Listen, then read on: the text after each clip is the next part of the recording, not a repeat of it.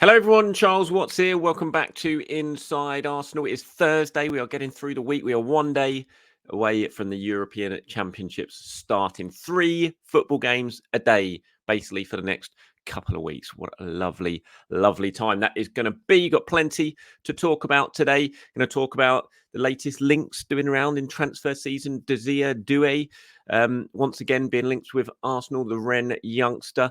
Real talent he is. Does look a very, very good player. So we'll talk a little bit about him.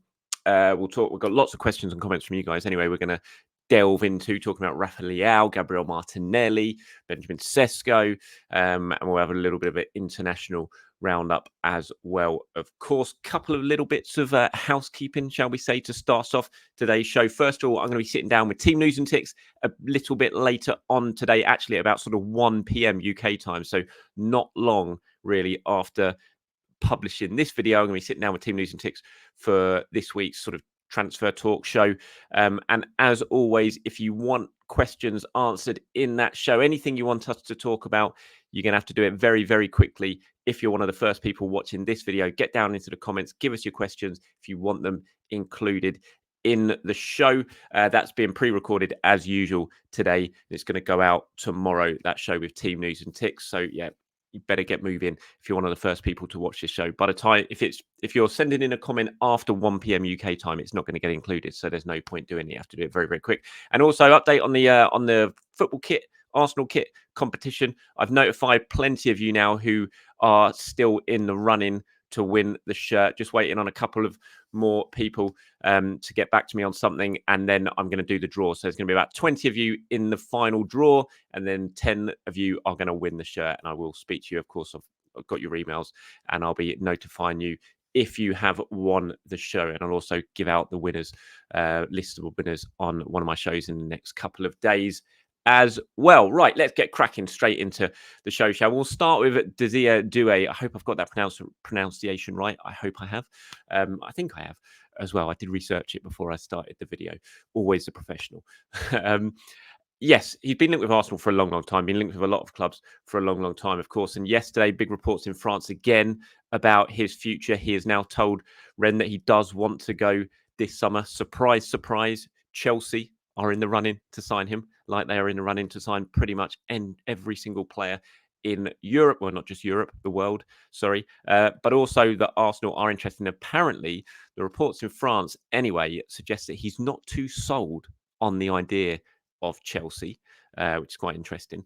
And that Arsenal, although they haven't yet firmed up their interest, are one of the clubs who have asked for sort of information on what could happen with him this summer. He's a player that lots and lots of clubs across Europe are tracking. He's a huge, huge talent. He does look very, very exciting. I have to say, he's played plenty of football despite still only being 19 in the France Olympic squad this summer as well. So if you haven't been able to watch him properly yet and you watch the Olympics, you should see plenty of him playing under Thierry Henry.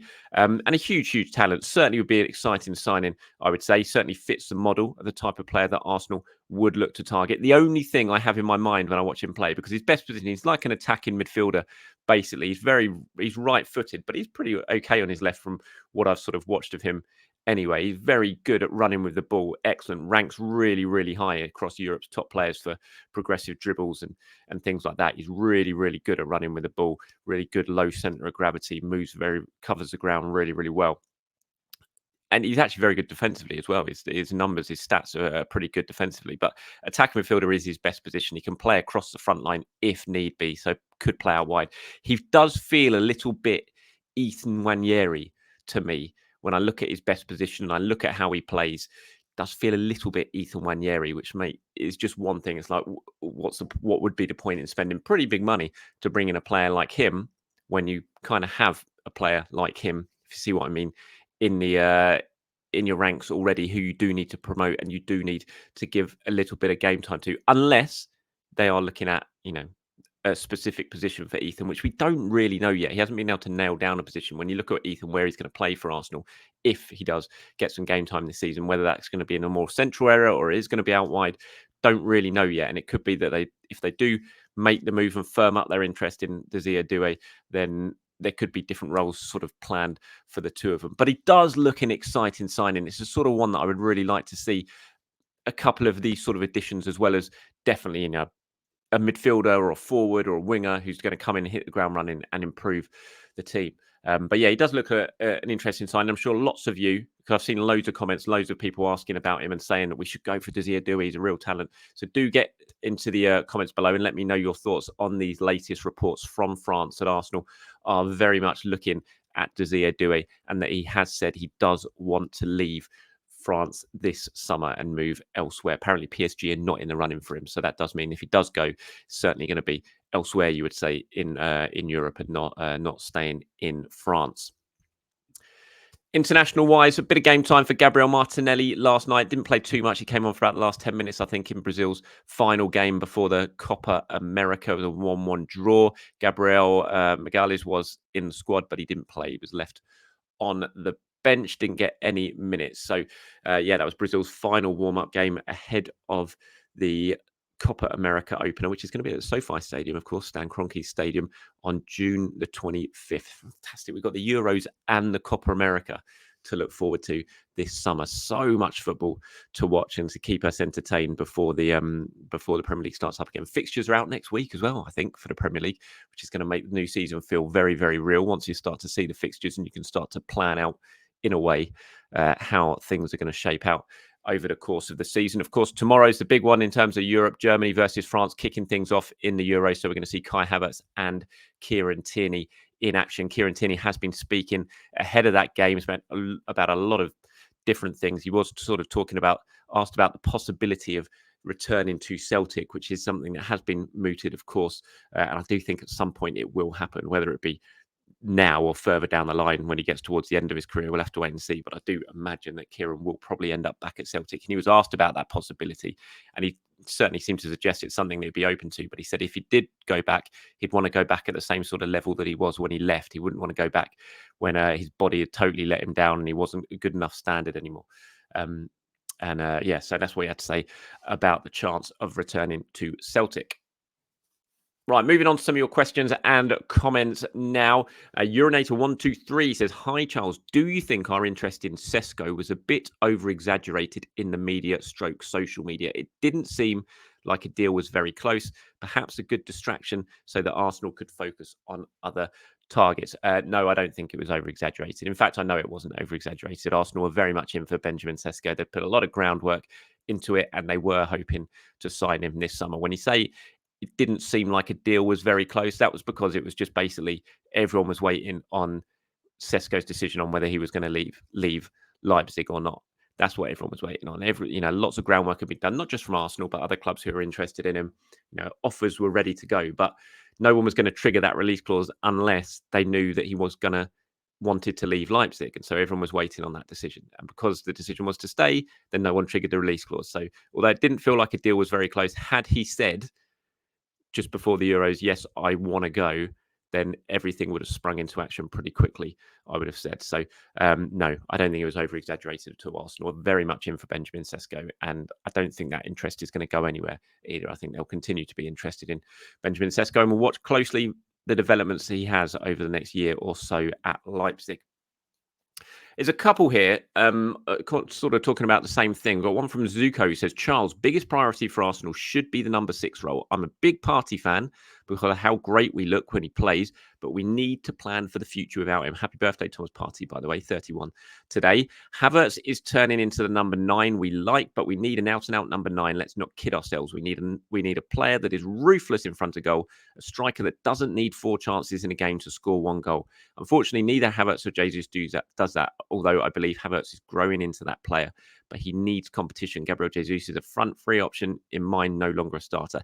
Hence, at number 6 is the biggest priority. We need a ball distributing, pressure-soaking catalyst." Pressure-soaking catalyst. Love that description. BMINVT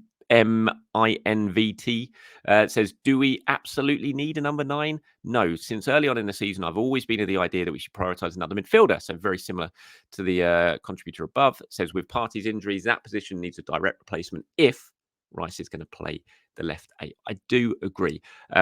100%. I do think Arsenal agree as well. I think that's where their priority is now going to be. Sesko was there. They wanted to strengthen in attack, and I think they will strengthen in attack. Whether that be a striker now, I just don't know. Sesko was the sort of market opportunity that arose. A player that had tracked for a long time, who was very much a developmental striker as well, but was had played and got experience in top leagues, and had a really nice, appealing release clause. So it was a market opportunity this summer. The fact that it didn't happen, I don't think necessarily means they're going to suddenly panic now. And I've spoken about this before. And say, right, we need to go out and get another number 9 because Sesko didn't happen. Let's go look at number 2 at our list or number 3 at the list. I still think they're going to look to improve in attack, but it wouldn't surprise me if that attacker now isn't an out number 9, because I do think Havertz, whatever happens, starts Arsenal season. And when you talk here, Zuko, when you say we need a player that is ruthless in front of goal, a striker that doesn't need 4 chances to score 1 goal, I'm not sure that's Havertz, to be honest. I think that's a bit harsh on Havertz. Certainly what he's done over the second half of the season when he started to play in that 9 role. And also, I look at the striker market now about who is potentially available. And that, you have to be realistic when you look at who is potentially available. And I just don't think there's not too many out there. I know there's like Gyökeres, but he's had 1 good season in Portugal. Is he definitely the guy? I don't know. And you would think Arsenal's analysts will know him very, very well. And if they were convinced that he was, that they might well look to trigger that release clause. But he is very expensive. Isak, as much as I desperately would love Arsenal to sign Alexander Isak, I just don't think he's gettable. I think the money that Newcastle would demand would just be too much for Arsenal to be able to even consider it. And at the moment, unless Napoli come down in what they want for Victor Osimhen, then I think he is probably unachievable as well because of the money. And I also am not totally convinced that by Osimhen, and I know lots of you are, but I'm not absolutely convinced that Osimhen will be that guy, that ruthless guy who will come in and absolutely improve Arsenal's attack. I've not really seen evidence of that. He had a very good season when Napoli won the league, but from what I've seen of him since and before at times, I'm still not totally convinced he is the guy. I wouldn't be against Arsenal signing him, but I don't think he's that absolute killer. I don't think he's a Haaland. And I know it's hard because not many people are a Haaland. He's a bit of a freak. You don't get strikers of that magnitude growing on trees all the time. They're few and far between, and that's what makes them so special. I'm not sure, but I'm just not sure that Osimhen is that absolute curtain raiser. Is that the right phrase? That would be worth spending the sort of money that Napoli are demanding on him. But anyway, look, thanks very much. But I do agree with both of you there. I think midfield has to be priority, and I think it will be the priority. And I do wonder now, the fact that Sesko's not happening, that Arsenal might have a little bit more money to play with in terms of who that midfielder could be. Right, this is in response now. Rafael Leao, obviously, we were talking about this on Inside Arsenal Extra Time, myself and James Benge yesterday, and James was talking about what he would do now that Sesko is off the table. Who would you look to sign? He said it wouldn't be a striker; it would probably be a midfielder or a winger to come in and improve the team. And he said Rafael Leao is the player that he would absolutely love to see in an Arsenal shirt. And Nasir here's got in touch and says, I've been saying this for a while now. Leao is the one. No question about that for me. He has that X factor, that special quality that we are missing to take us up a notch. For me, he could be the missing link. Not Osimhen, not Elise, not Bruno G. If we're going to spend £100 million plus on a single player, then it has to be Leao. Perfect age, pace, skill, stature, can dribble with pace, football intelligence, speaks the language, and has that star quality. He's just got it. I'm with James on this one. I tell you what, you're so convincing in what you say there. You've got me absolutely on board. I don't know. I mean, that's tongue in cheek. I don't know. Look, I like Rafael Leao. He's one of those players who would absolutely get you on your feet when he plays, when he's on song and when he's firing on all cylinders. He's so exciting. Can take the game away from an opponent. That's the sort of player in attack that I know for a fact that Arsenal are looking at. Someone who can win a game on their own when things are tight and teams are shutting up shop and they're proving very, very difficult to get through. And like you said, lots of things Leao ticks lots of boxes for what Arsenal want from a player. So I wouldn't be against it. As I said yesterday in that discussion with James, I think it'd be really, really exciting for Arsenal to sign him. But again, I just look at how much he'll cost, and I'm not sure. I think it would be hard to price him away from AC Milan. And I keep going back to it, and look, I hope, I might be wrong, but just in conversations that I've had, the message of don't really expect Arsenal to sign, a real sort of special, big name, one of those sort of signings. I'm not sure that's really on the agenda this summer for Arsenal, but who knows? I might be wrong. And the fact that Sesko hasn't happened and the fact that maybe a little bit more money in the pot to be spent elsewhere, that might change the thinking, and a big, headline grabbing signing might still arrive. But if it was to be allowed, then it'd be very, very exciting. But, and I do have a but here, and I'm going to move on to the next comment about this. As Johnny says here, and I fully back Johnny in what he's saying here. He says, I can't believe the skepticism around Martinelli. He is absolute quality. Lightning pace, scored the winner against City last season. Now playing and scoring for Brazil. Still young and improving. What more do you want in a player? People are overthinking it. If you can find a better left winger than Gabby, then good luck. But I can't see that happening this summer. He is a gem. Let's give him the love and adoration he deserves and needs.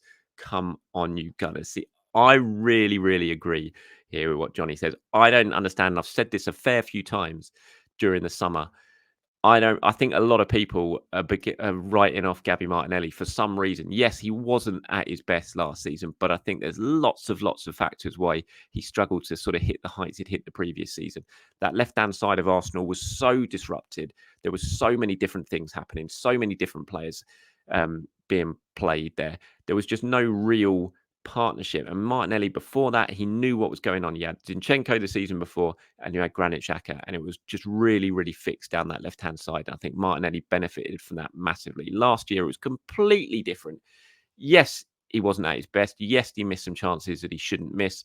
But I think there are definitely, as I said, contributing factors to it. And I really think, as Johnny says here, I think he's a gem. And I still think most big teams, most top clubs around Europe, if Martinelli was available, would want to sign him. And I think that says an awful lot about where he is and what sort of player he is. And I would not surprise me at all if Martinelli comes out and absolutely bangs next season and gets back to the form that we know he can show. He's got it all. He's got it all to be an absolute superstar, Gabriel Martinelli. And he's so young. One slightly underwhelming season at his age shouldn't be enough for people to write him off and say we need to sign a better player than Gabriel Martinelli. I think that's really, I think that's a bit short-sighted. I think Martinelli's fantastic talent, and it wouldn't surprise me at all if we see him at his very, very best next season. Just one from Bernard here says, how come Arsenal are not allowed to offer a professional contract yet European clubs are? This is in response to what I was talking about yesterday with Chido Obi Martin and the fact that he can't sign a pro contract at Arsenal until he turns 17, but you can with Bayern Munich and you can with Borussia Dortmund because you can do that when you're 16. It's just different rules. Premier League rules, FA rules, Football Association rules, are that you can't sign a professional contract till you're 17. You can sign scholarship terms, and then as part of that, it can be like, well, as soon as you turn 17, you can sign your pro contract, but that's it. In Europe, it's just different. It's just different rules for different countries, and also post-Brexit as well. Unfortunately for English clubs, it's if your player does leave before he turns 17, then the only compensation you get is UEFA set compensation, which is a lot lower than it would be if he moves to another English club where it's governed by different rules. So it's just not ideal at all. And English clubs are just totally open to having their best talents taken away from European clubs before they're 17. The fact that Obi Martin has a Danish passport as well just makes it even easier for those European clubs as well. So yeah, it's not great. It's not great for English clubs. They don't like it, but it is what it is, and there's nothing they can do about it right now. Okay, that's it from me, everyone. Thank you very much for your time. As always, I really do appreciate it, whether you're watching or listening to it via podcast. Like I said, I'm sitting down with Team News and Ticks in just under 2 hours' time at the point of recording this. So 1 p.m. UK time, we are starting to record. If you want us to answer your question in that show, then you need to get it to me probably by about 20 to 1 UK time. So you don't have much time at all. Get into the comments and do that. Right. Thank you for watching. Thank you for listening. Speak to you soon. Very, very soon. That didn't end very well, did it? I'll speak to you very, very soon. There you go. That's how I should have done it. Take it easy, everyone. Bye-bye.